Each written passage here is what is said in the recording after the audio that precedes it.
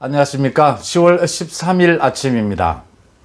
윤석열 검찰총장이 어제 서울중앙지검 이승윤 검사장을 간접적으로 강하게 경고를 보냈습니다.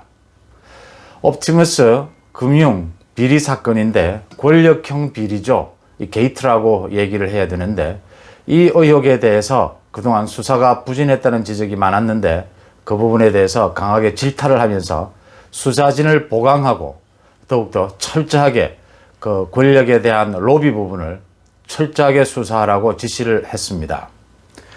앞으로 윤석열 검찰총장이 이 옵티머스와 라임 이 펀드 사기 사건 권력형 비리에 대해서 수사를 챙기게 될 텐데 그게 쉽지는 않아 보입니다. 윤 총장 주위에는 이미 윤 총장 사단이라고 불리는 사람은 거의 없고 현 정부의 비위를 맞추는 검사들로 꽉 채워져 있습니다. 그걸 추미애 장관이 지난 1년 동안 4번에 걸친 검찰 인사에서 이렇게 만들어 놓았는데 그걸 구체적인 수치로 밝히는 자료가 어제 나왔습니다. 국민의힘 김도읍 의원이 어제 발표한 자료입니다. 문재인 정부 들어서 문재인 정부의 각종 비리 의혹에 대해서 수사했던 검사 35명이 좌천이 됐다고 밝혔습니다. 또 문재인 정권의 비리에 대해서 소위 봐주기식 수사를 한 게 아니냐라는 의혹을 받는 검사 15명은 영전이 됐다고 발표를 했습니다. 이 검찰청 법무부 자료를 받아가지고 김도읍 의원이 분석을 해서 밝혀낸 자료입니다.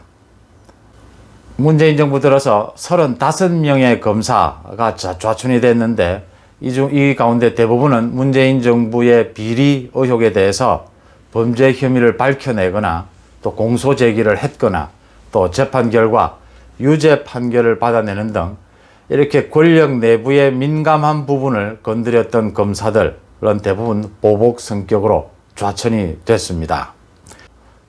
대부분이 문재인 정부가 들어선 지 2017년 5월이었죠. 그 이후에 소위 모두 다가 윤석열 사단이라고 불리는 사람들이 대부분입니다. 이런 사람들 검사 35명이 좌천 인사를 당했다 이렇게 밝혔습니다. 그 가운데 구체적으로 좀 들여다보면요. 조국 전 법무부 장관 일가를 수사했던 검사들, 또 정경심 동양대 교수, 최강욱 열린민주당 대표 이런 사람들을 수사해서 재판에 넘긴 수사팀은 그 라인 전원이 이번 좌천 인사에 포함이 됐습니다. 당시 공판팀에 고형곤 서울중앙지검 부장검사, 강백신 부부장검사 각각 대구지검과 창원지검으로 발령이 났습니다. 좌천이 됐습니다.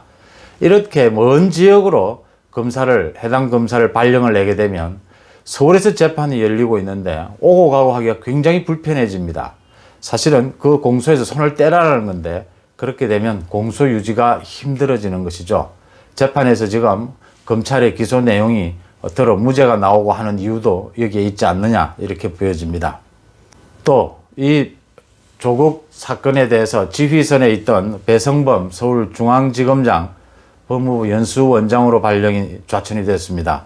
송경호 서울중앙지검 3차장은 수원지검으로 물러났다고 밝혔습니다.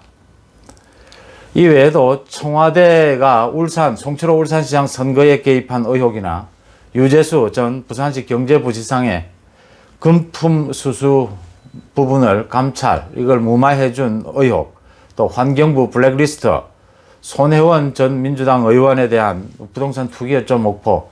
그 사건을 수사한 검사, 또 추미애 법무부 장관 아들 군복무 특혜에 대해서 검사 맡았던 검사 모두 다 물러났습니다.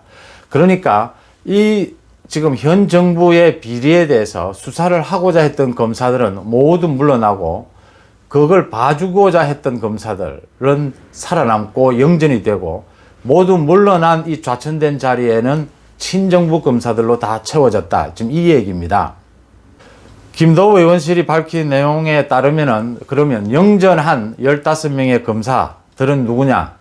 대부분 문정권 수사를 지연을 했거나 수사 봐주기 수사가 아니냐, 뭉개기 수사가 아니냐 이런 의혹을 받는 검사들이고 대부분 추미애 측근으로 분류가 되고 있습니다.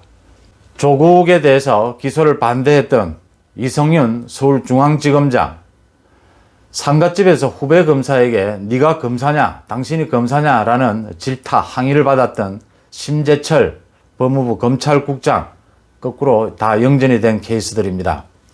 또 장영수 서울고검장, 신성식 대검찰청 반부패 강력부장은 정의기억연대 정의연 회계 비리 의혹과 옵티머스 사건 수사를 감싸게 해줬다, 봐주기 했다라는 이런 의혹이 있었지만 인사에서는 특혜를 받았다, 이렇게 김도읍 의원실은 밝혔습니다.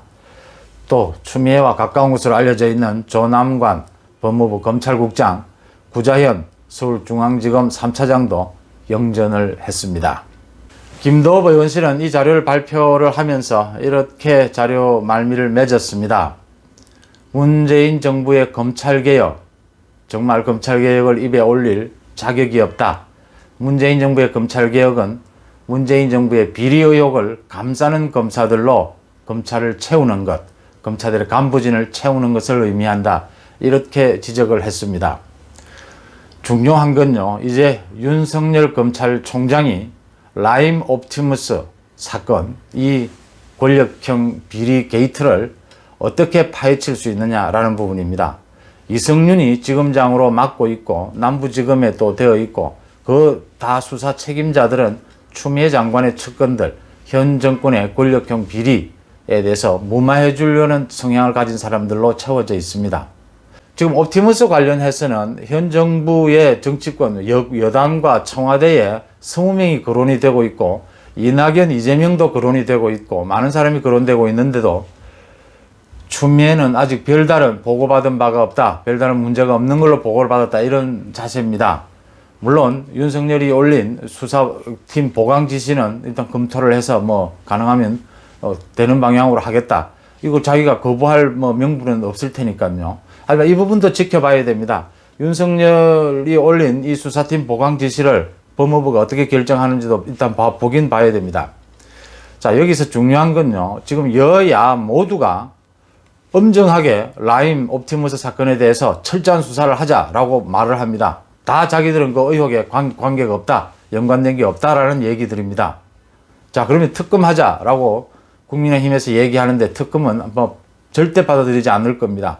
문제는 윤석열 총장이 직접 이 수사를 좀 챙기면서 이성윤을 질타를 하면서 경고를 주면서 이 수사를 챙기는 방법인데, 이렇게 검찰 수뇌부, 검찰 진용이 모두 친정부 검사들로 짜여진 상황에서 윤석열 총장이 어디까지 움직일 수 있느냐라는 부분입니다. 하지만요, 저는 이렇게 생각합니다. 어제도 말씀을 드렸지만 이 여권 내부에서도 이렇게 큰 게이트, 이 국민적인 지탄을 받고 의혹을 받게 되는 게이트가 벌어지면, 터지게 되면요, 서로가 서로를 의심하게 됩니다. 자기가 살아남기 위해서 서로가 공격하는 일도 생기게 됩니다. 이제 레임덕이 그렇게 생기는 건데요. 그래서 여권 내부에서도 지금 이재명이나 이낙연은 자기는 당당하니까 철저하게 수사하자는 것 아닙니까? 그러면 철저하게 수사하면 됩니다. 특검까지는 못 가더라도 윤석열 총장이 그 힘을 좀 입어야 되고요. 그 다음 추미애도 지금 대놓고 이 부분에 대해서 자기 아들 부분도 걸려있는 마당에 이 부분에까지 국민적인 지탄을 받아가면서 완전히 가로막아 서기는 힘들 것이다, 이런 추측을, 이런 전망을 한번 해볼 수 있고요. 검사의 본질이 뭡니까? 사건이 생기면 파고들고 수사하는 겁니다. 이 본능적인 거죠. 기자가 취재를 하듯이 검사는 수사를 하는 겁니다. 이제 윤석열 총장이 여러 가지 방안과 계획, 구상을 하고 있을 텐데요.